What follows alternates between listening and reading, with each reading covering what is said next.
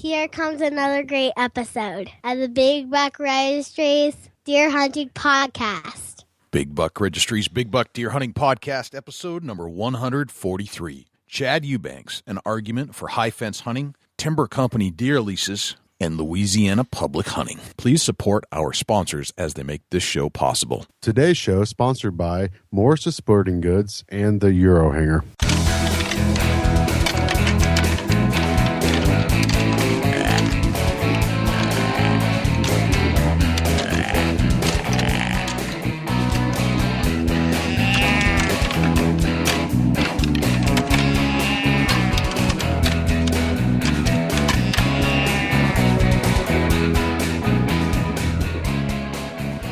Big Buck Registry is a virtual museum of hunting stories. We preserve a piece of Americana by interviewing and recording hunters about their hunts and experiences from across the country. And who knows, maybe we'll learn a thing or two along the way that'll help us take our hunt to the next level. Hey, this is Dan Kaufman. I shot the Kaufman buck. You're about to listen to another episode of my favorite podcast, Big Buck Registry's Deer Hunting Podcast. This is Michael Pitts with Real Trees. I taught Travis T-Bone Turner everything he needs to know about archery. You're tuning in to the most mediocre podcast on iTunes, the Big Buck Registry's Deer Hunting Podcast. This is Cameron Coble, the average Joe blue-collar bow hunter, and you're listening to my number one favorite podcast of all time, Big Buck Registry's Deer Hunting Podcast. Welcome to another episode of the Big Buck Registry's Big Buck Deer Hunting Podcast. My name is Jay, and I am here with you for the next hour or so, as is my good friend and deer hunting accomplice from Ohio, Dusty Phillips. What's happening, my friend? Oh, man, just happy to be here, Jay. Are you? Because I'm psyched that you're with us and the entire contingent of the Big Buck Registry. Yeah, I wouldn't miss it for the world, brother, and I enjoy it, and thanks to all the fans that listen to us every week, man. It's much appreciated. It is. I cannot thank you enough for dialing in and pushing play on your Apple phone or your Android today, because we have another great show for you, and I sincerely appreciate all the patronage that you give us. Speaking of patronage, if you love this show, would you please leave us a review on iTunes if you're an iTunes user or an Apple user, and subscribe to the show if you've listened. I've bumped into a few people recently who said, well, just subscribe to your show. I'd love for you to do that for us right now. And if you wouldn't mind, if you have a couple of bucks extra to donate, and I'm not talking any more than like $1 or $2 a month. If you love the show, we could use the help. Go to bigbuckregistry.com/donate, and all the instructions are right there. Become a patron of the Big Buck Registry. There are different levels, and we actually have some gifts for you if you sign up for the right level. All right, enough of that, Dusty. We have a show today, that a topic we've never discussed, high fence hunting.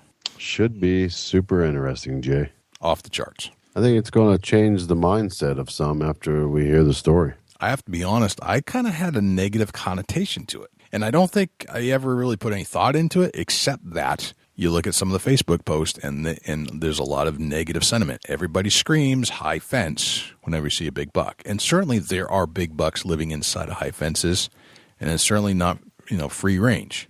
What free range means, technically, is that everybody gets a shot at this deer. And this one fellow that we talked to, who has hunted not only the lands of free range, the lands of public land hunting in Louisiana, the leased land in Louisiana, but now he's turned to fenced hunting, because the challenge for him is not so much trying to, and the deer hunting is the deer hunting. That's what he has made clear. Like, there's still the same challenges, timing the deer, the patterns. It's not like they just come in to feed. It's no different than perhaps hunting a piece of leased land where you're keeping them in a place where you're feeding them. The difference is, according to Chad, that you're keeping the poachers and the other competition hunters out. So this show may change your mind about that whole aspect, and because it certainly kind of opened up my eyes to some of this stuff. It's different. I have a different perspective on this than I ever did. Yeah, right on. It's definitely set the mind in a different direction on hunting a high fence farm. Yeah, I don't have that negative sentiment that I did. I'm still not sure that it's going to ever be a part of my life here in New Hampshire. Although I think there is a Corbin Park up not too far from me that is technically high fence. So I may go check that out because if you can afford it, I think it could be a different aspect. It could definitely get your kids into hunting when the opportunity may not be there because you're not seeing game. Or if you're a big hunter and you're zoning in on some of these big bucks and you have a deer shot out from under you, this may just be the answer. I don't know.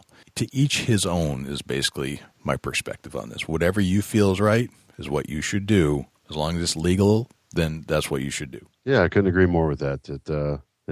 It's definitely going to be an interesting story that you don't want to miss, Jay. I completely agree. But before we get to that, why don't we turn to Jim Keller with this week's deer news. The deer news this week is sponsored by the Euro Hanger. You don't have to spend big bucks to hang your big buck. Get yourself a Euro Hanger. Facebook.com/Eurohanger, EUROHANGER. For the Big Buck Registry, this is Jim Keller with the Deer News. Our first story, South Carolina is considering a coyote lottery. This story was originally reported by Alan Clemens on deeranddeerhunting.com. South Carolina lawmakers are considering a new tack for coyote predator control. The state is considering tagging several coyotes, releasing them, and offering a bounty for the hunter who kills one of the tagged coyotes. The system would operate much like a lottery system, with a tagged coyote earning a reward of $1,000. The South Carolina DNR would tag and release at least 12 coyotes. The bill has already passed House Budget Writing Committee. Although bounties are not a new idea, the catch-and-release tag idea does add a twist and has the potential to draw more hunting contests and contestants for coyotes. New York trades hunting laws for hunter education. This story comes to us from the Wellsville Daily Reporter. Based on feedback from hunters, New York has decided to not complicate antler restriction laws, but instead educate hunters on the advantages of passing on younger bucks. Instead of mandatory antler restrictions, they are opting for voluntary antler restrictions. The goal is to keep hunting simple and fun with the hopes of drawing even more young hunters. Young hunters will still have the option to take that first buck they get a chance at without feeling bad or risking accidentally breaking a law in the heat of the moment. More seasoned hunters, armed with information about buck development, can pass on small bucks and hold out for that larger buck in future years. New York has taken a very unique approach, and it will be interesting to see how it plays out. More deer with CWD in Michigan. 2 additional free-ranging deer have tested positive for CWD in Michigan. A 9-month-old male and a 3-year-old female deer tested positive for CWD in the core area where previous positive deer had been found. The core area consists of 9 townships across 2 counties. Since May of 2015, just under 5,000 deer have been tested, 7 with positive results. The DNR is asking for continued landowner cooperation as efforts are taken to harvest and collect deer for testing. For the complete story, please refer to our show notes or the Detroit News website at detroitnews.com. Bill to lift gun silencer ban moving through Iowa legislature. The story was originally reported by the Quad City Times. A bill to remove the suppressor ban in Iowa is moving through the Iowa legislative process. Iowa is just one of 9 states where the use of suppressors or silencers is not permitted. The bill would require anyone purchasing a suppressor to meet federal standards including a background check, fingerprints, a $200 transfer tax, and an application to the Bureau of Alcohol, Tobacco, Firearms, and Explosives. The ban on suppressors was enacted as a response to President Ronald Reagan being shot in March of 1981, even though a suppressor was not used in the shooting. The bill only needs one minor technical amendment and to be signed by the governor. Ohio communities tackle urban deer management with traditional approach. This story comes to us from Fox 8 News in Cleveland. Voters in Northeast Ohio approved allowing bow hunting in all 6 Cleveland suburbs as a method for controlling their urban deer population. As we have heard many times before, car deer accidents and destructions of habitat and gardens are driving the need for deer population management. The new ordinance passed allows the limited hunting of whitetails by crossbow or longbow by licensed people and allows the use of elevated platforms. The Ohio DNR will work with city leaders to assess the need for additional regulations. Although the selection of bow hunting as the control method used has stirred up some controversy, in general, everyone agrees the population needs to be reduced. For additional information about the story, please check our show notes or visit Fox fox8.com. That concludes this week's edition of the Big Buck Registry's Deer News. If you have any ideas for future topics or have questions about any of these topics, please email me at jim@bigbuckregistry.com. For the Big Buck Registry, this is Jim Keller with the Deer News. Thanks to Jim Keller for the Deer News. Without further ado, here's Chad EUBANKS. Chad EUBANKS, welcome to the Big Buck Registry's Big Buck Deer Hunting Podcast. How are you, my friend? Good, guys. How are you doing? Doing quite well. Thanks for asking, man. You're down in Louisiana, if I'm not mistaken. Correct. This is my home, Louisiana. Tell us about Louisiana. What's going on in Louisiana right now? I'm hearing things are not so good down there. It has not been. We've had a considerable amount of rain over the last week. A lot of people that in the past has not had to deal with rain or flooding in any type of quantities has, lost a lot. We've had a couple fatalities within the state, still battling road closures, bridges being out. So hopefully in the next few days the water's going to subside and people kind of get back to the normalcy of life, I guess. Well, that's extremely unfortunate. And Louisiana seems to take the brunt of a lot of this weather stuff. I don't know how that happened over the years, but certainly right in that channel of where things hit hard, and it's not fun. Yes, so we get it from hurricanes, tornadoes, just seasonal flood, and the occasional ice storm. So we kind of do get it from all directions, Gotcha. So when you're not getting flooded out, and what's life like in Louisiana for you? For myself personally, I work for an insurance company, and that's kind of my day-to-day grind. I'm a safety consultant for them, so I get to travel really all in North Louisiana, all of Arkansas over into Texas, and have the opportunity during my travel to meet a lot of good, interesting people, share, number one, my faith, and as well as hunting, in my day-to-day job. So that's kind of the normal life for me. I have twin boys that's fixing to turn 17, raise them, keeping them involved with school and sports and everything else that goes with being a 17-year-old boy. So sure, right. Keeping them in the woods, keep them hunting, keep them active, Just goes back to keeping my kids involved in different things, whether it's, sports, church activities, and just being really cautious of who my kids hang out with. I know you can only do so much of putting the leash on them, but, just keeping them in the right channels of people. And I've been really fortunate. Both of them have really good girls that they've been dating, probably close to a year, both of them, and really good families. They have a good group of friends, football team, powerlifting team, etc. Sure. So, from that aspect, I'm really fortunate. Gotcha. I don't let them go out and do the normal things I guess a teenager would do. Getting in trouble, right? Exactly. Well, I try. Things are going to happen. You can minimize a lot of it. Depends on how much stress you want to put in your life, but right. They easily managed, I guess. Yeah. Now, did you grow up in Louisiana? I did. My dad's a minister. I was actually born over in Natchez, Mississippi, which is kind of right on the Louisiana line. It's over into Natchez, across the Mississippi River. He was pastoring a church down in that area, and I've been fortunate, I guess, within my life.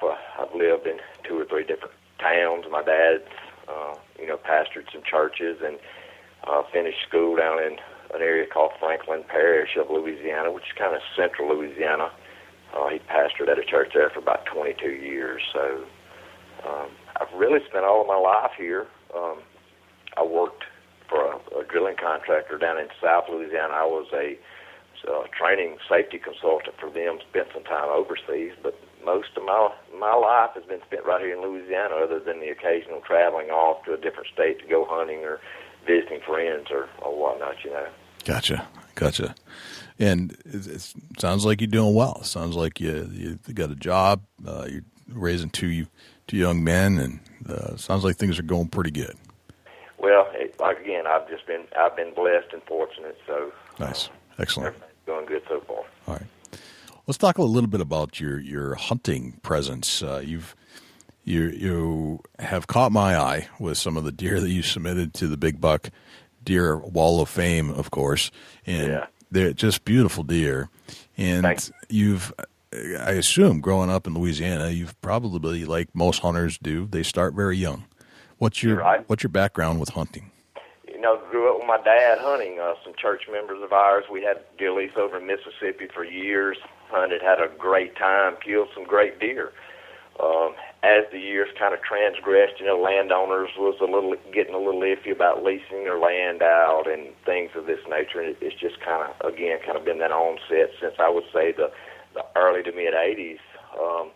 A lot of private land was just not made available, and it got to where the public land kind of come on scene, whether it was a state refuge or a national wildlife refuge, and hunting there, just having to contend with a lot of people just inundated with other hunters, and really couldn't be selective of spots and trying to get in there. From our aspect up here in North Louisiana anyway, and we just kind of made the transition and the shift of going off to various places in hunting, looking for a better opportunity than really what we had here. Louisiana is a great state for deer hunting. We have a lot of deer hunters. But again, just some of the private land is not available like it used to be. And so we've just always looked for that better opportunity to get in the woods, and stay involved. Gotcha. So you've had some experience with public land hunting and some private land hunting, it sounds like. That's right. What was your public land hunting like? What was your experience with all that?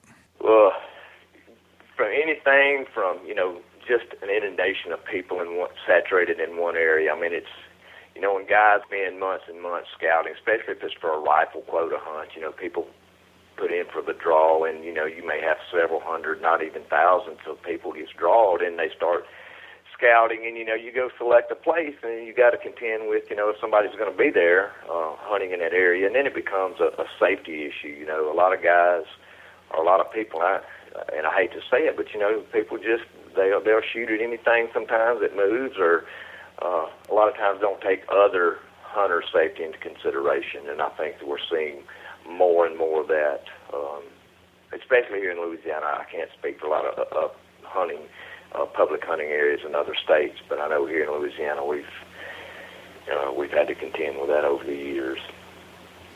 Okay. All right. So there's the public land hunting in Louisiana, and then there's the private land. And how does that differ for you as a hunter? What does that look like? Well, the private land here, majority of the private land that we're going to have either is from a farmer or a landowner, or it can come, the most of it is from timber companies that, harvest pine timber here to put in production for wood, some types of wood products.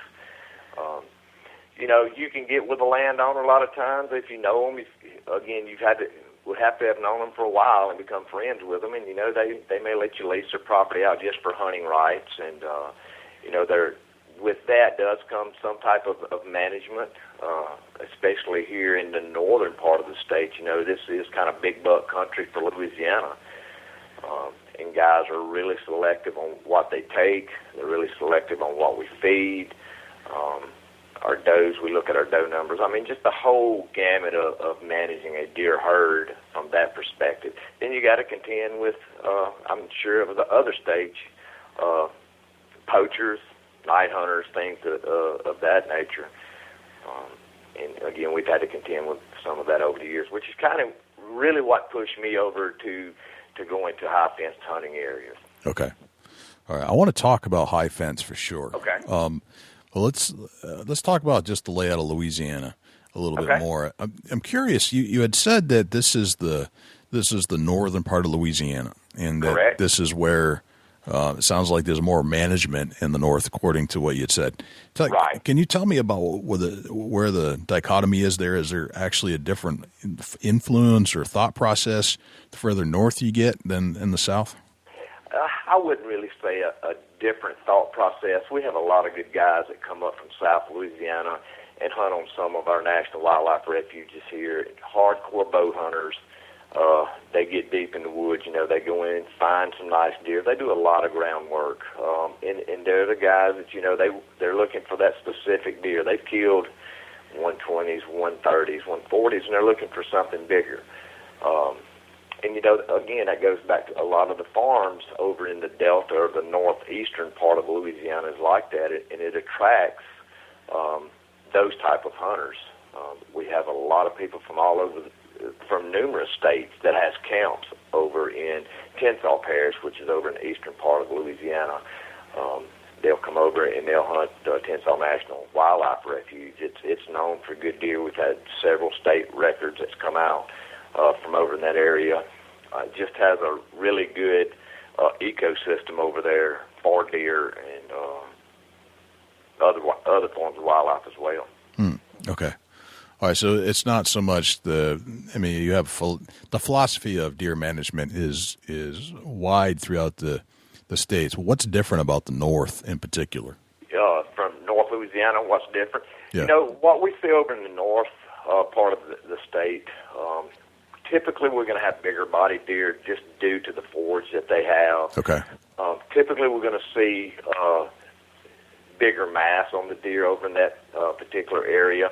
Again, it's a lot of agricultural fields. It's really thick, swampy type areas there. So it's got the habitat for those older bucks to mature and get some age on them. If you start shifting over to the central part of the state, over towards the western part of the state, and even on down in South Louisiana, you do have some agriculture in those other areas, but it's not the same type of agriculture as here. You get into more sugar cane and cotton and things that really deer's not going to eat. Okay. So they just rely on natural forests, whether it be just natural browse or acorns or whatever the case may be. And from my experience down south, does have a higher population of deer, and they're not afforded the time to mature. We have a pretty high limit, annual limit here in Louisiana of 6 deer, and some people wants to take their 6 deer, and I guess that's kind of the difference between most of our hunters here in the state. You've got guys just going to go out for meat, and you got that large majority of people that's looking for trophy animals only. And if that means traveling out of state to adjacent states or whatever the case may be, that's what those guys is going to do because that's what they're looking for. Gotcha. All right. So it's safe to say that the northern region where you live, correct? Correct. There's more agriculture, better feed for the whitetail, basically. Correct. Okay. Anything from soybeans, corn, milo, wheat, winter ryegrass, winter wheat, things of that nature. We have a large portion of that up here in the northern, I'd say from central Louisiana around Alexandria, which would be a good focal point on the map, north of the state line, and then everything that lies pretty much east over to the Mississippi River. That's all a high concentration of agricultural farmland. Okay. Is the majority of your hunting in Louisiana done on private land? Majority is now, and if I had to throw a number at you, I'd say probably 70-30, 70% leased land, whether it be private land or from timber companies, and 30% probably on our public lands. Okay. You brought up an interesting point. We see this up here in the north too. Dusty, I'm not sure if this applies to Ohio or not, but you talked about timber companies. How much of Louisiana is timberland that is actually being managed? Managed for deer? Is that just managed for timber. Oh, Lord.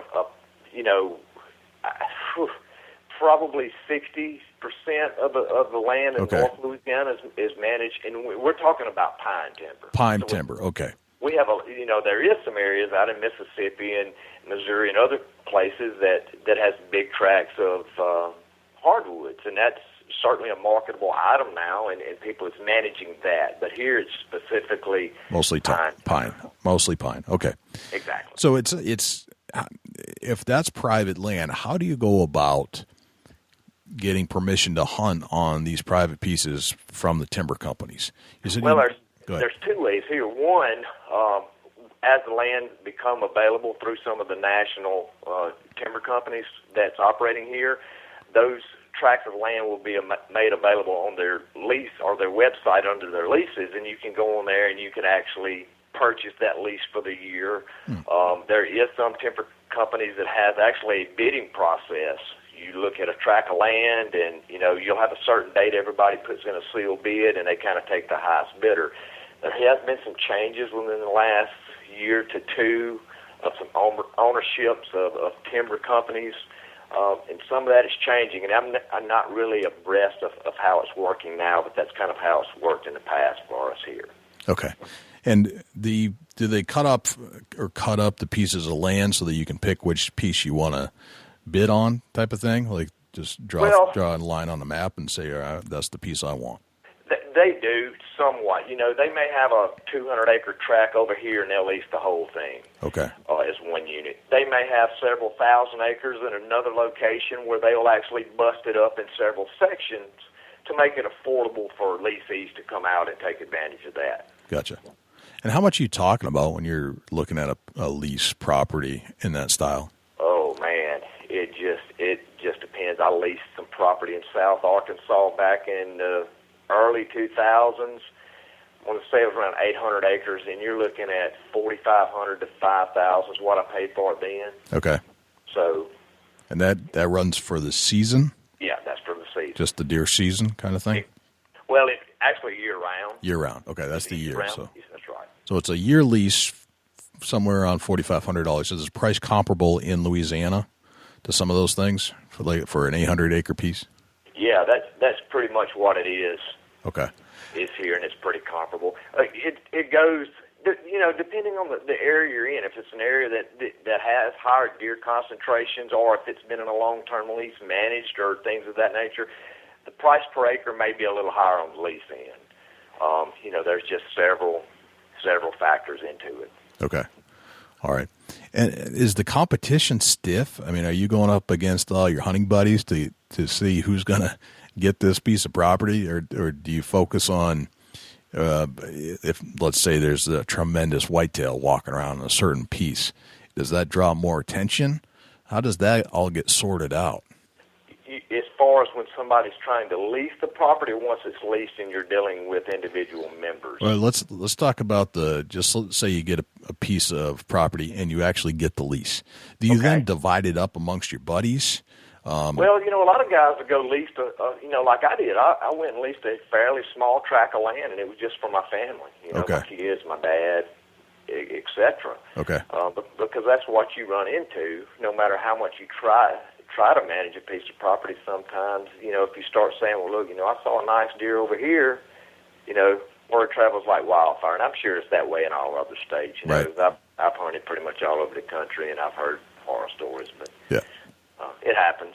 Okay. So a lot of times, or it sounds like if you get a piece that's holding what you believe to be a record or state record whitetail, that piece might go for more lease money because the bid's going to be higher. If it's something that's been managed, if it's got a campsite on it, if it has existing stands, the timber companies look at it and say, okay, well, we need to, raise the rate on this particular piece of property. So very interesting. Okay.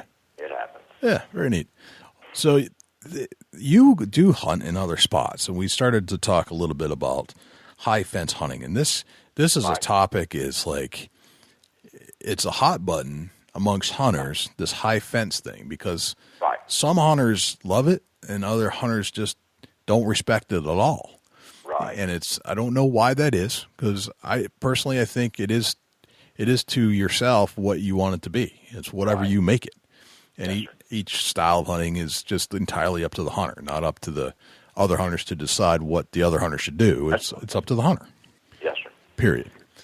So tell me about this, and Dusty, I want you to kind of get in on this conversation because we've been wanting to talk about this high fence thing for a while. We haven't done a high fence show, and certainly this isn't all high fence that we're talking about here, but I really wanted, we haven't interviewed somebody that's actually done a high fence hunt.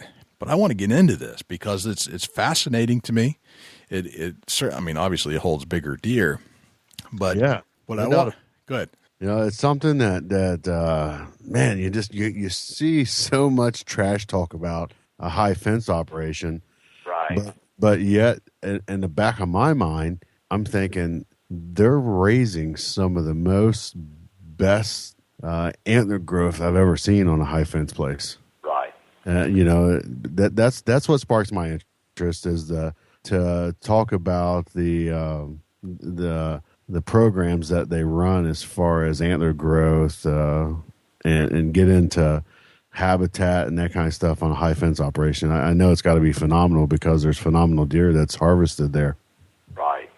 So tell me, Chad, how did you get into high fence hunting in the first place? You've hunted public, you've had private leases, none of which have fences. What drew you to this?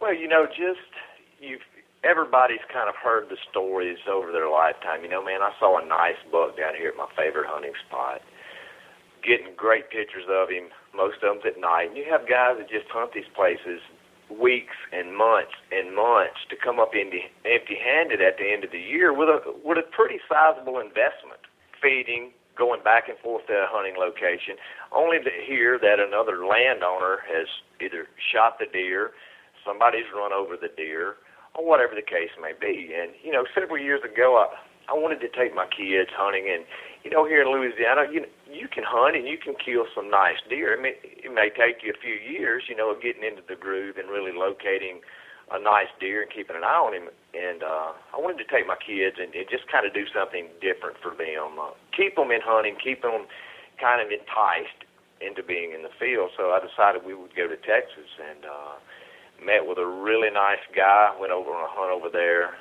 My kids was able to kill. We killed a red stag.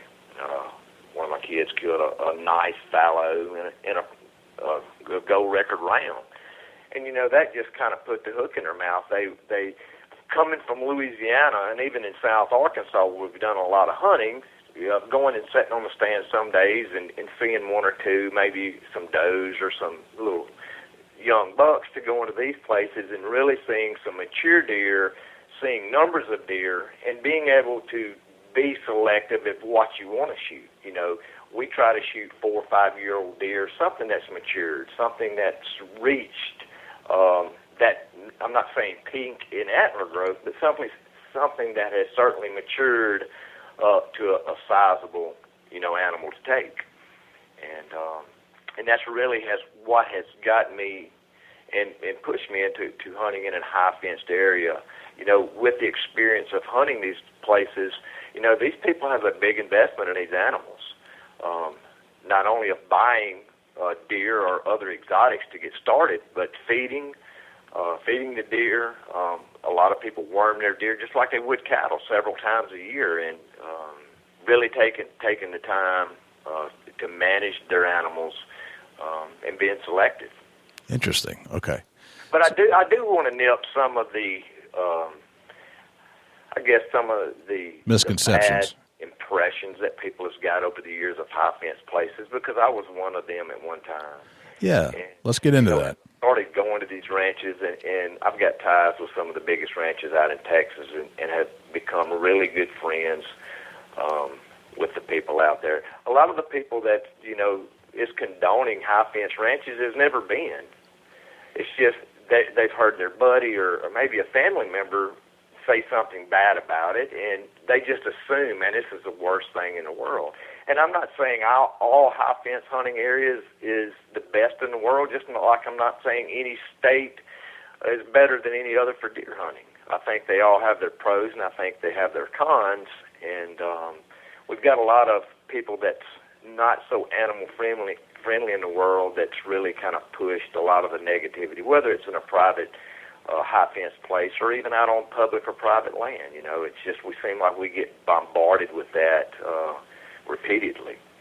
But I just encourage people, if they've never been to a high fence hunting operation, go.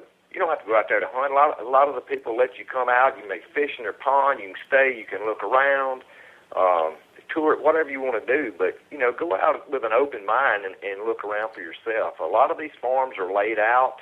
It's not just like an open pasture where you're going to walk out and you're going to see multitudes of deer or animal, and you just sit there and pick whatever you want. Or it's not a pen where these animals are kept at till the hunter shows up and the gate's open for the animal to come out. I want to squash a lot of that negativity. A lot of these ranches and farms that's high fenced are laid out where it's very challenging. I mean, this past year, we had a deer on camera at one of our places. We hunted for 3 days. I was over there, and we didn't see the deer. It's just like any other place. You've got some really thick, rugged terrain on some of these places, and these deer get at them, and you're just not going to see them. That's interesting. All right, so you're bringing up points that are the deer hunting is deer hunting in many aspects. It's not right. It's the deer. You can go hunt and have plenty of deer around, but you won't see the deer that you had on camera for 4 weeks for the 3 days you hunted on leased land. Right. Or in this case, high fence. There are similarities there. It very much is. You know, just this past year, I've got some good friends that have some outdoor shows here in Louisiana. It's got some private land in South Louisiana, and they've been dealing with poachers. Right. You know, have cameras set up, all of a sudden get an alert on their camera that is taking a picture, and here's these guys out, you know, whether it's hogs, deer, whatever the case may be. And I think everybody that's hunted has dealt with some shape, form, or fashion of trespassing or poaching, whether it's been killing animals, whether it's been stealing stands, equipment, etc. I mean, I think everybody's dealt with it. Right. And you're seeing more and more places, again, that is becoming high-fence operations, and they may not be selling hunts to the average everyday individual to come hunt. It may be for their own personal use, for corporations or family, whatever the case may be, because of the money that over time, well, they see it's been a waste. You know, it's been in vain. But you just can't manage it. In a lot of aspects, you cannot manage your deer, your equipment, anything else in low fence operations like you can high fence operations, and that's just kind of the moral of the story on that aspect of it. You know. Let's talk about the difference between the high fence and the low fence. What is the difference? Genetics. You know, raising deer, raising exotics is no different than raising any other type of cattle or horses.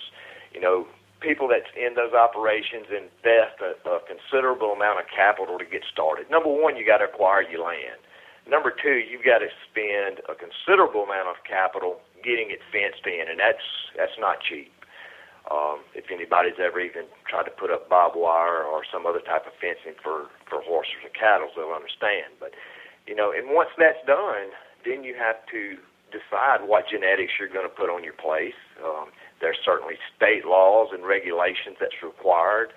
You got to get set up as whether you're a breeding facility or whatever the case may be. So there's a lot of regulatory requirements associated with it.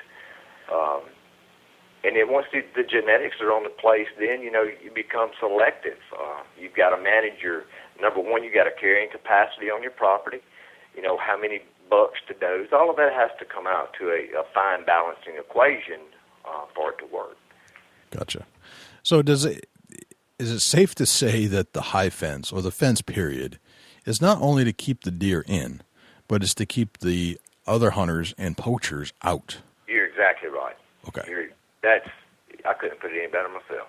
I'm assuming that there's still poacher danger there, right? Am I correct? But it is, and it depends on the layout of your property. I got a buddy of mine that's got a ranch, one of the premier ranches in Texas, and he's got about 6 miles of I-10 frontage that borders the southern part of his ranch. He's lucky in the aspect of he has cedar trees that grows all the way down the interstate that kind of provides that barrier between the interstate and his ranch. But, you know, with anything else, and people find out you have a ranch, people try to come up, they try to cut your fence. We've had it happen here in Louisiana. There's several hunting preserves here. There's been some monster deer. People just ride down the road, see them, they shoot them, or they go cut their fence and they go in and hunting. So yes, it is. We still have to deal with that as well. Right, gotcha. Exactly right. We still have predator issues, just like public land or private land. Stuff's going to get under your fence. You still got to go out and monitor that and manage that problem as well. But you can control it, especially on the hog side of things. You can control that a little bit better than open land. Okay. How many acres usually comprise, or minimum, what's the minimum number of acres that you need to create a high fence area? You know, it really depends on the layout of the land. Where my place is up in Missouri, we're at a little over 600 acres, 620 some odd acres. Okay. It's rolling hills, creeks, very thick cover with cedars. We have some oak flats in there. It's just kind of it's a variety of timber or layout, topography of land. Over in Texas, it's kind of different. You have some places that's really flat, more like a pasture type setting with strips of timber in it. Some is very hilly, very rocky in nature with some creeks and water structure in it.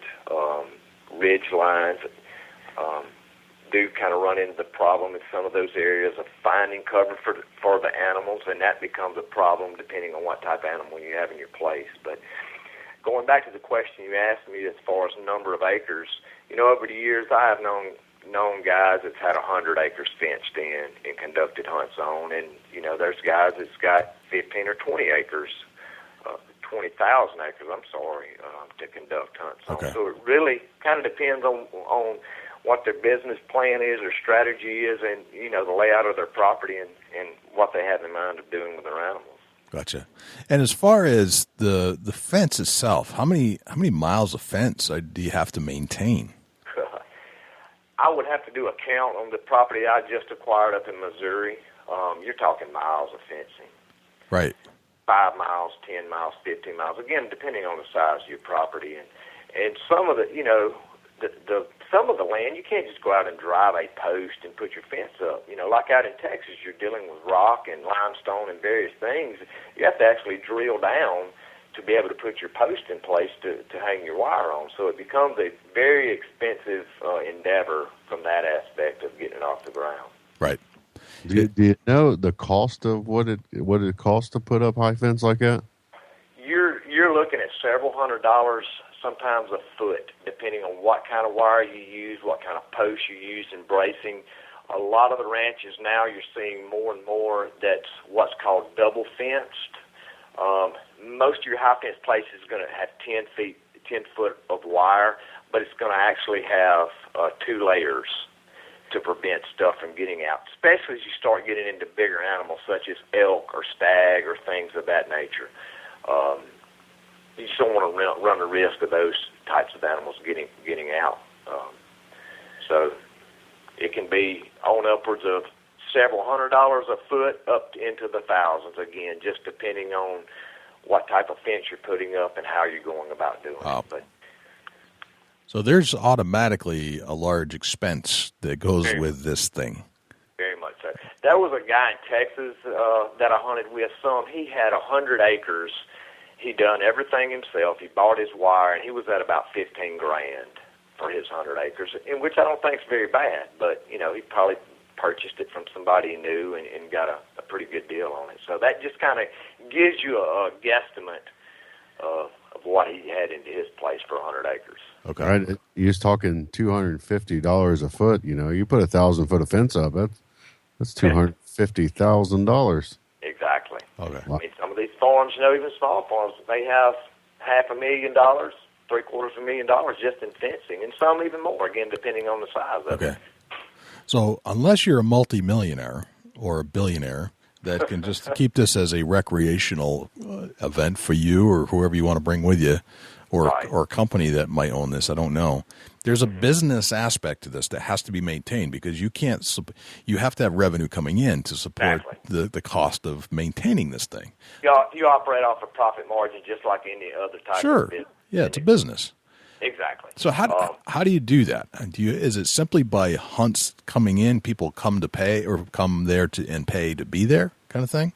It does. I mean, a lot of places do different things. You have some farms that will actually lease out some pasture land for individuals to harvest hay off of. Sometimes I've got some friends that lives up in Indiana. They lease out part of their hunting preserve for a row crop farmer.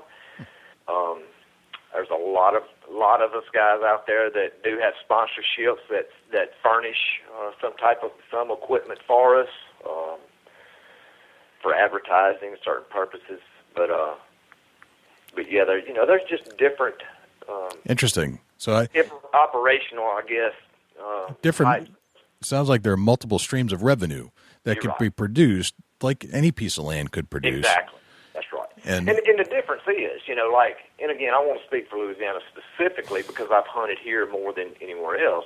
If you go out and you lease a piece of property, let's say from a timber company, it is a business operation of harvesting and managing timber. That's their first and foremost priority. Hunting is a secondary revenue stream for that company. So if you've got a $2,000 or $3,000 box stand put up and a nice feeder and you've worked your butt off clearing lanes, planting food plots, if it's time for that timber to be harvested, they don't stop and say, well, man, this hunter's got a big investment already in this little area. We're not going to cut timber during deer season. They don't care. They need their timber. So many guys that showed up one day at their favorite hunting club to find out that the 200 acres surrounding their deer stand has just been cut to the dirt. Gotcha. So, yep. I get you. Same type of operation, just on a bigger scale. Sure. On a different type of scale. Right. And you brought up an interesting point. It never dawned on me that you could actually use the land for other things than hunting to produce revenue streams. Dusty, you can attest to this, being in the farming industry, that land can produce lots of dollars in revenue if you get it out to the right people. Oh, yeah, no doubt about that. And I understand that, even just because you got a fenced-in area, that if you got row crop ground that's fenced in with that, why wouldn't you rent it out for rent, Yeah, you're killing two birds at one stone. You're feeding your deer, and you're also, the farmers being able to harvest that crop, and you certainly make a revenue on it himself. Sure, right. Oh, Gotcha. Now, on this place I got in Missouri, we've got we've got cattle grazing on it right now. We've got several large pastures that's been seeded in grass, and we've got cattle grazing on it right now, and so it's a win-win for everybody. Gotcha. So the pay to play as a hunter, though, it does come into aspect here. This is a piece of the puzzle. Correct. All right. And how do you end up pricing that out? Like, if you wanted to go do that, to you as somebody that has hunted in these places, now owns one, how do you decide whether it's a good price, bad price, or in between? For the property, is that what you're saying? Yeah, yeah. If you're trying to evaluate, I want to go look at a high fence hunting excursion, but I want to try to figure out where I want to go, and I want the best bang for the buck. And how do you, as a hunter who's done this before, how do you evaluate that? From a hunting standpoint, it's like going to a car lot and seeing where you can get the best price. Because in the hunting industry, whether you're hunting out in private land or even in a hunting preserve, a high fenced area, it kind of depends on what's on the property, how it's laid out. Somebody may have a big lodge. A lot of times hunters are paying for that added luxury, so to speak, while they're there. A lot of those things come into play. What type of animals are on the property? How is the property managed? A lot of these, even a smaller operation, just from a feed aspect alone, you can be talking $20,000 to $30,000 a year just in feed for feeding your animals. Sure. Yeah, of course. So right. All of that comes into play. Okay. We use as far as buying our animals, we use established breeders, established farms that breed these animals. They have a long track record of disease-free animals. They are licensed. A lot of them are licensed with the USDA, certainly the state that they operate in, and we just develop a business relationship with those individuals, and that's where we get our animals from. Gotcha. Very, very interesting. It's just a whole other aspect. So the place that you now own was a place that you were a client of prior to that. The place that I recently acquired was a hunting operation for a number of years. The people that own the place are large farmers. They have a lot of cattle. They have a lot of row crops. They're into other types of businesses, and they have become older over the years, like we all have, and it's just one of those things. We've got to focus either on farming or hunting. We can't do it all anymore.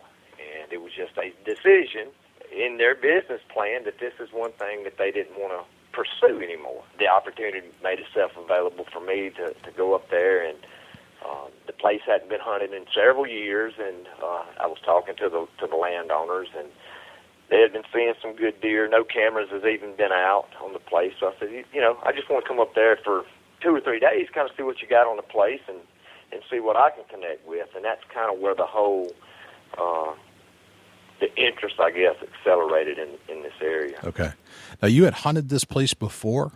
Yes, that's a deer that I shared with you guys earlier. Yeah. Okay. Very interesting. So this place hadn't been really tapped into in quite a while. You got an opportunity to hunt it before you ended up investing in it. Correct. Fascinating.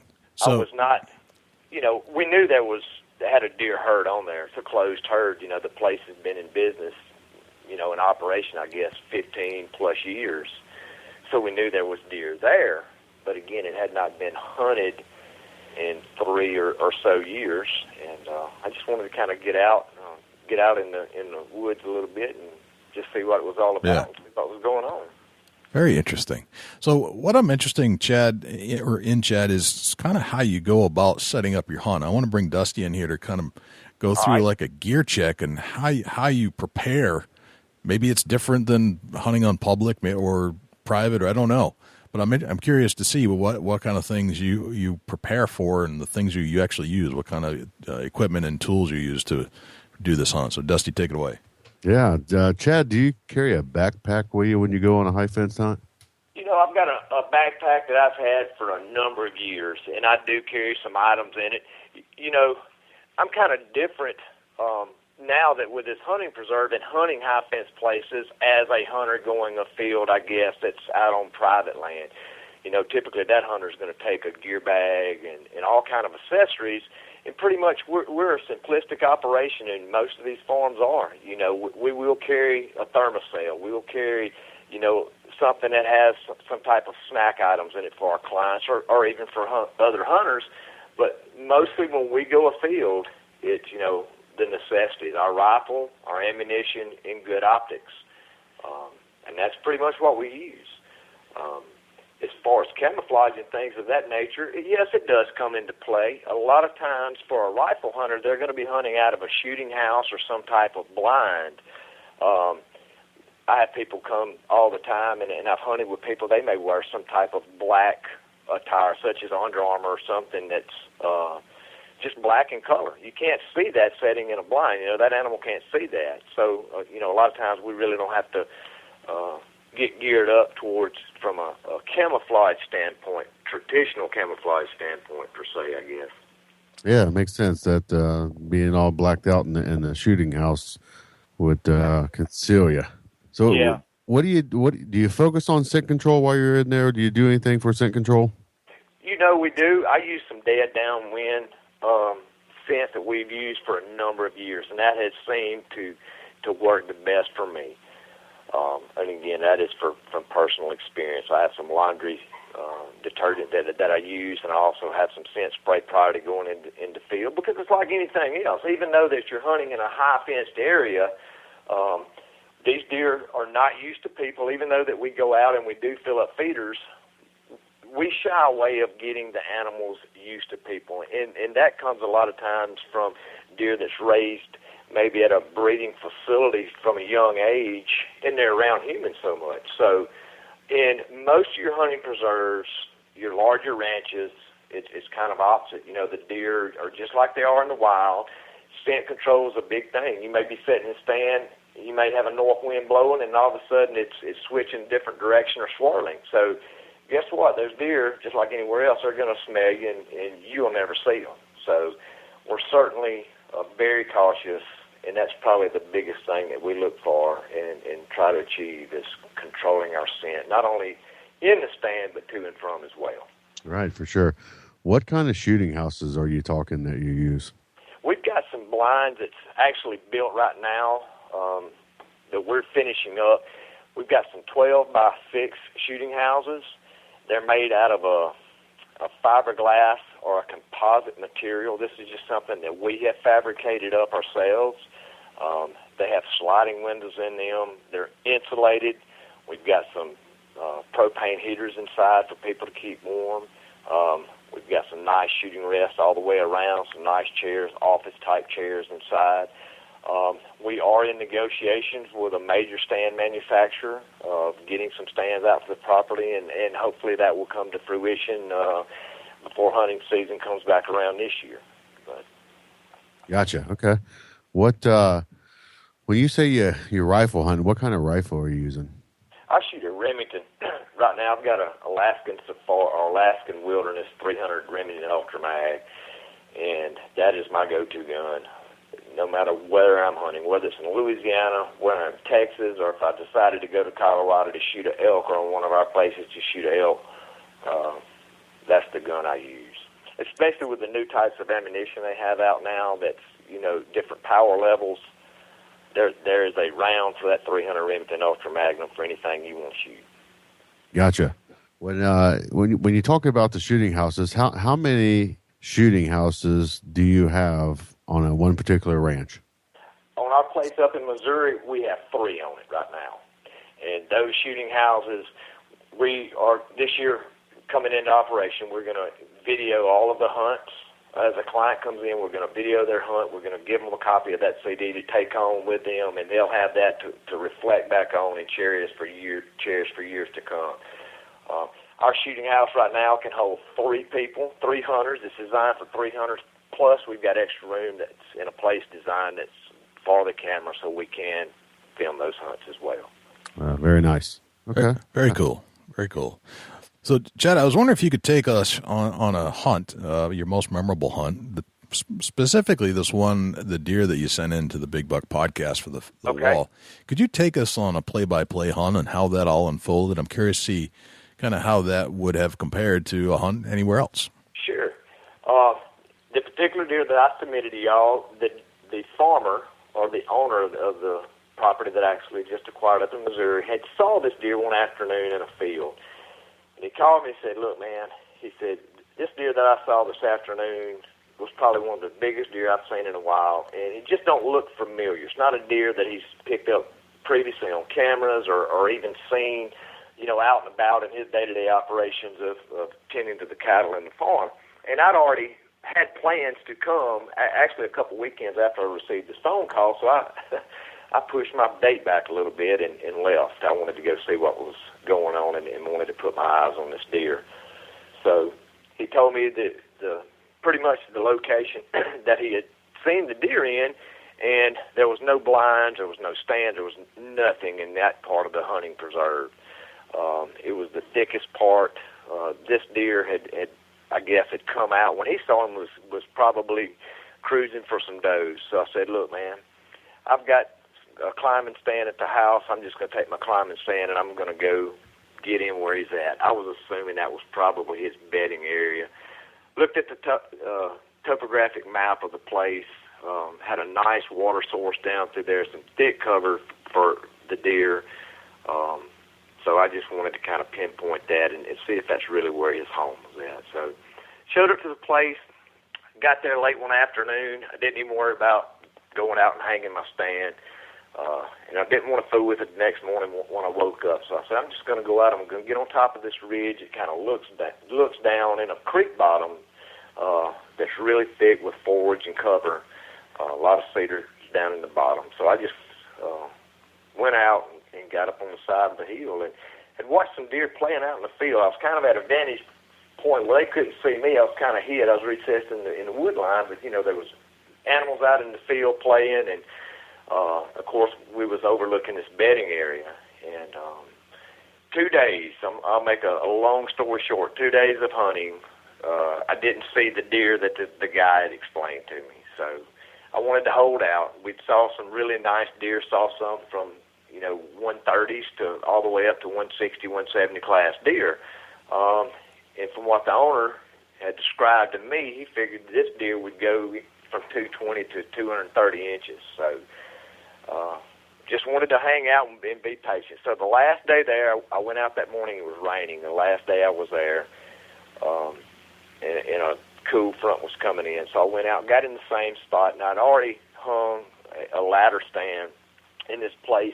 And what I had actually done was moved on the back side of this bedding area that overlooked another field where we were seeing, as time transpired when I was there, we were seeing more and more activity. So I got there that morning, hunted, didn't see anything. It almost made up my mind I was done. I had a long drive back to Louisiana, and, man, it was freezing cold. I said, look, I'm going to hunt one more afternoon, see what we can do. So I didn't go and get into the stand about an hour before dark that last day that I was there. And had sat there, and I'd been fumbling on my phone a little bit, texting my kids, Facebook, whatever the case may be. And all of a sudden, just heard a lot of racket and looked, it was some does coming through the woods, but I could tell something was either spooked them or something was after them, because they just was not acting normal. They just wasn't cruising or trolling through the woods. So when I looked up, it was actually another deer that was following those does.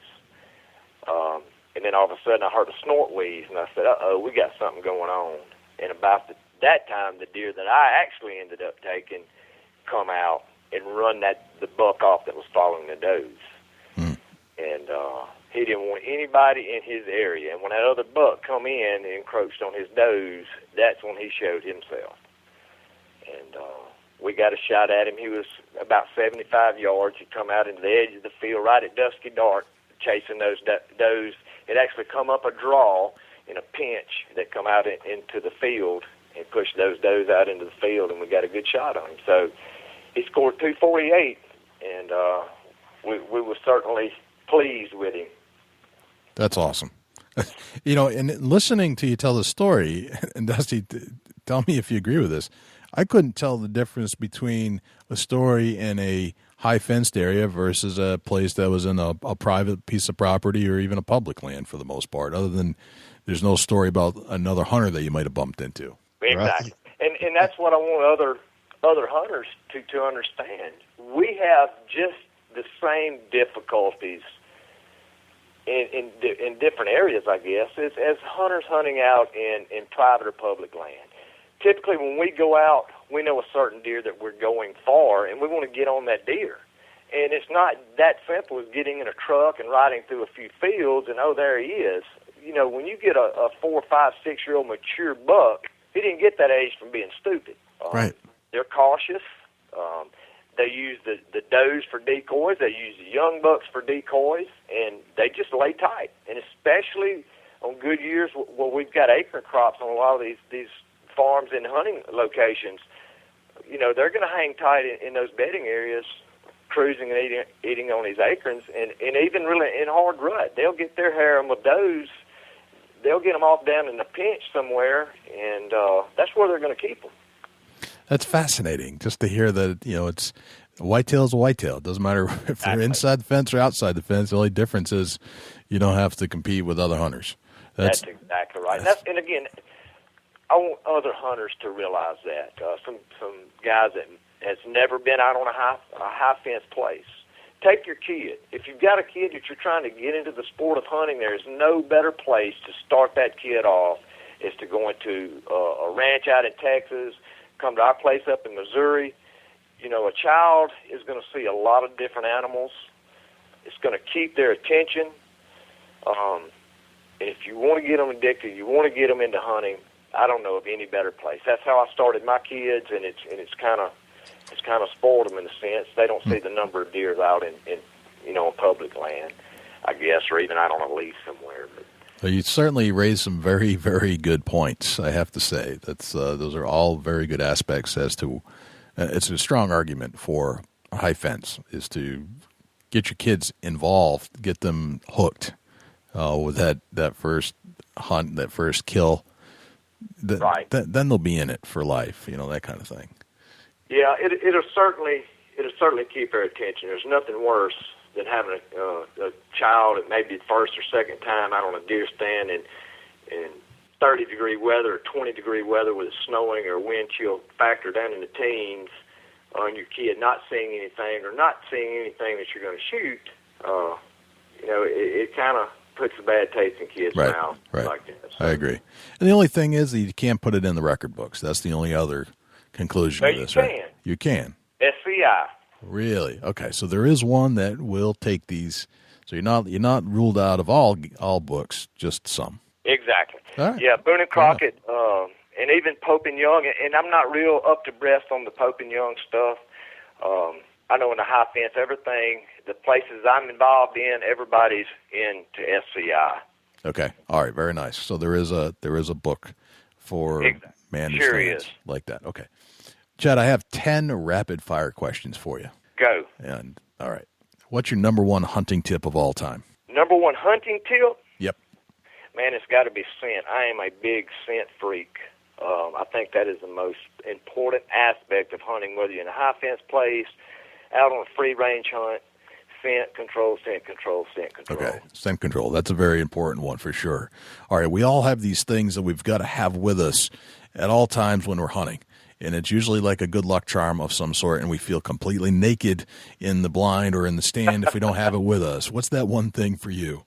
Rangefinder. Rangefinder, all right. So that kind of, we've evolved with technology, but I started using one probably 5 or 6 years ago. And it's kind of like walking out of my house without my cell phone if I do not have my rangefinder with me. Gotcha. All right. What's your biggest pet peeve? Biggest pet peeve? Other hunters not respecting another hunter. That's a very good one. Very, very good. I have seen it too many times, and that's just something that I don't have a very good tolerance for. Okay. You meet a complete stranger, you strike up a conversation, they ask you what you do for a living. What do you tell that person? Well, I do have a 9-to-5 job, so to speak, in insurance, so it kind of depends on who I'm dealing with. But if it's hunting related, I tell them that I do have this hunting preserve in Missouri and kind of talk about it, debunk any myths or legends or rumors they may have heard. And I got into this, to tell you the truth, of helping other people. We've got some stuff in the pipeline with some charitable organizations. Hopefully we're going to do something for some wounded veterans this coming up hunting season, some stuff for some maybe some less fortunate kids, disabled children. And there's nothing that I enjoy more than giving back. I've been blessed in my life. Great family, healthy kids, great job. So anything I can do to help somebody else, that's what I'm for. And that's what I strive to do every day. All right, very good. And instill that in my kids and keep them involved as well. Awesome. All right, what'd you have for breakfast this morning? I actually had some cinnamon rolls. Cinnamon rolls, all right. Yeah. Definitely. All right, you're allowed to have your own billboard. It's a blank canvas. What do you decide to put on the billboard? If I had a billboard, I would probably put something on there from a hunt that we're going to do in the future, again, with some of our wounded veterans or our children. Just a big board, a big billboard with all these kids or wounded veterans standing around with animals that they've killed and just expressions on their faces. I don't even think you would have to put any caption on the billboard. I think that would kind of speak for itself. Gotcha. All right, you hear the word successful. Uh-huh. Who's the first person that pops into your head and why? My grandfather. My grandfather was successful at everything he'd done because he wanted to be successful. And not only did he want to be successful, is he wanted people around him to be successful. He wanted to encourage other people to be successful. And I think that's the only way in life that we will ever be successful is sharing those opportunities with other people and making them just as successful as us. Nice. Or at least giving them the tools to be successful. Very good. What's a day in the life of Chad EUBANKS look like? Oh, Lord, my day starts fairly early. Again, I have these two young guys, teenagers, that's juniors in high school. So we get up about 6 o'clock every morning. We're not big breakfast buffs. They kind of get something on the way to school, or they'll eat breakfast at school. But pretty much I begin preparing my day for my regular job. And going out, I visit customers. I cover a pretty big territory. Gotcha. Fielding phone calls, clients. I've got clients all over the country that I have built reputations with. Getting this hunting preserve kind of off the ground, getting some marketing going with this. This is going to be our first season, and from everything that we're seeing right now, it's going to be a very successful year, not only for us, but for the hunters that come out.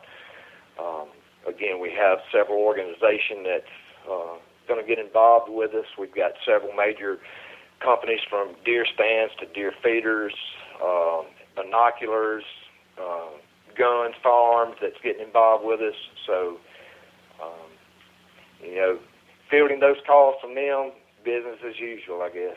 Nice. All right. And what's a deer hunting day in the life of Chad EUBANKS look like? Deer hunting day, probably about like everybody else. We get up early, especially when we have our clients. We're trying to cook breakfast, get them taken care of in the morning. We'll do our briefing, big on safety. That is my background, so I want to make sure everybody in camp's safe, or at least thinking along those lines. No loaded firearms till you get inside a stand, safety harnesses, safety equipment, making sure you know what your target is, where your barrel is at all times. Go over our safety briefings, get them out in the stands, and, just enjoy being outdoors. Enjoy watching animals, seeing animals. Once we do take an animal, get it located, we'll get it back to the lodge, get it all processed up for them, quartered up, put it in the cooler, and everybody sat around and reflect on the hunt for the day. Awesome. Chad, this has been a pleasure. Have you on our show. I've learned a lot tonight, stuff we have not ever discussed, and you've opened my eyes to an aspect of hunting that really gets bashed pretty hard in the hunting community. But you're right. I think you've made some very, very good points about why it should be around.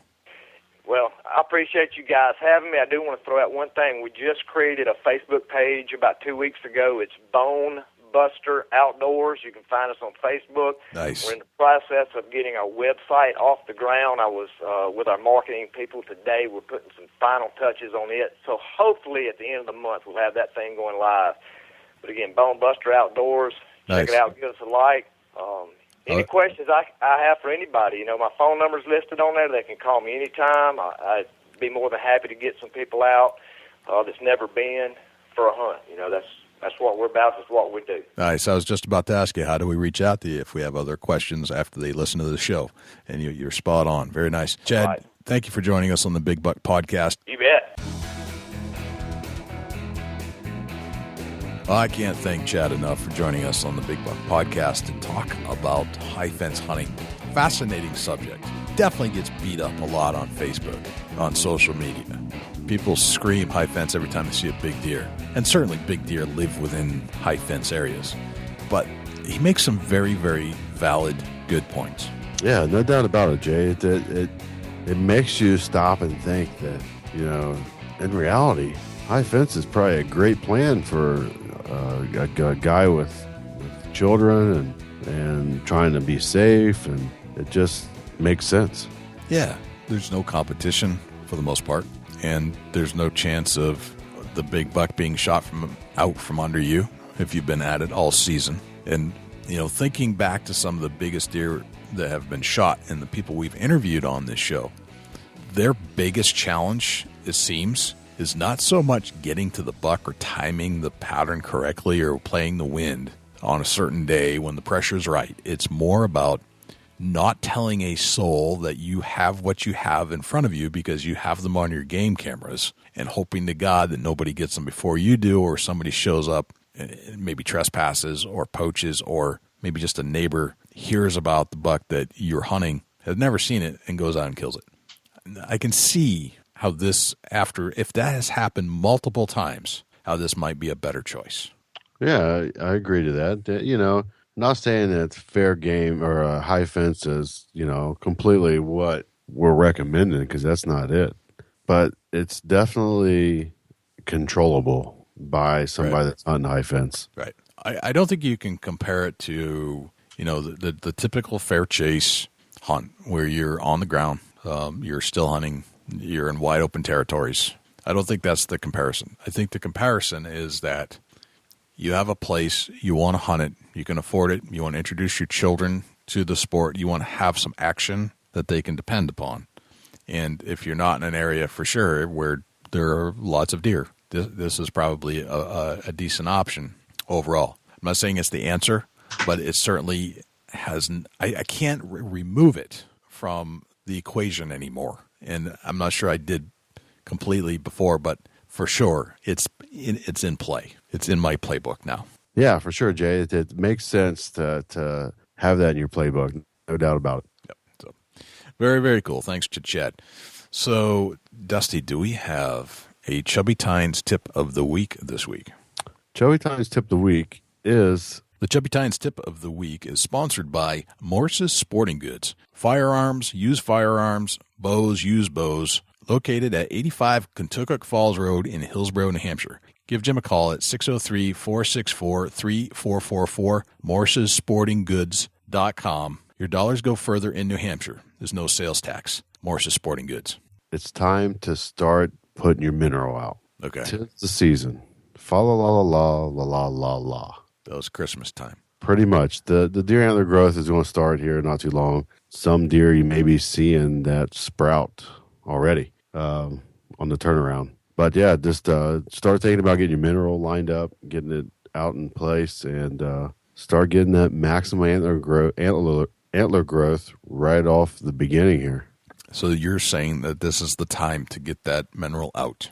Yeah, it's definitely time to get the mineral sites going, freshened up, ready to roll, so that you get that mineral count in the system right now. So when the antlers start pressing out, they will be at full potential. Gotcha. All right. So mineral out now. Now, what kind of minerals should we be looking at? You know, it just depends on, your area. Based on a lot of studies, every area is a little bit different on the mineral needs to satisfy the nutritional value in the system of the deer. I suggest that you talk with somebody that's familiar with your mineral. Go to your local feed stores, or even Doug Kostrava over at Horny Buck Seed Company will answer a lot of questions on mineral. I'm farthest from a mineral expert, but I will note in my story here that it works. Gotcha. Okay. All right. Well, I believe everything you tell me when it comes to deer hunting, so I'm on board. Absolutely, 100%. I've decided to hold off on the deer movement forecast at this time of year, just in case you're wondering. Normally, we would have that right about now, but I think we're going to start that in late August, just because deer season isn't happening. Didn't seem like there was a lot of interest when we were doing it, so if you're looking for it, hang tight. We're going to start posting those somewhere around August and hold off for the next 6 months or so.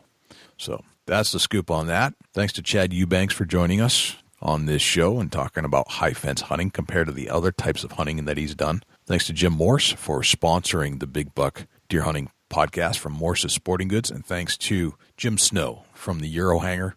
Just a great product there as well. Dusty, where can we find you when we're not hanging out here talking on the mic? Well, you can shoot me an email, dusty@bigbuckregistry.com. You can look me up on Facebook, Chubby Tines Outdoors. And also, if you want to shoot me an Instagram follow, @ChasingAntler. Jay, where can the people reach out to you when you're not on the mic? Shoot me an email at jay@bigbuckregistry.com. You can always reach me through Facebook if you want to submit a buck to our 225,000 Facebook diehard deer hunting fans. It's bigbuckregistry.com/mybuck. You can follow us on Twitter, twitter.com/bigbuckregistry. We're on Instagram, which is instagram.com/bigbuckregistry. You can always find us on just the regular Facebook, facebook.com/bigbuckregistry. And again, if you'd like to donate to the show, it's bigbuckregistry.com/donate. You can always give us a call at 724-613-2825. You can either call or text that line if you'd like. So I think that's a wrap, brother. Big buck, everywhere a big buck. Very nice. Well, I'm Jay Scott. And I'm Dusty Phillips. This is the Big Buck Registry's Deer Hunting Podcast. We'll see you next week. Can't wait.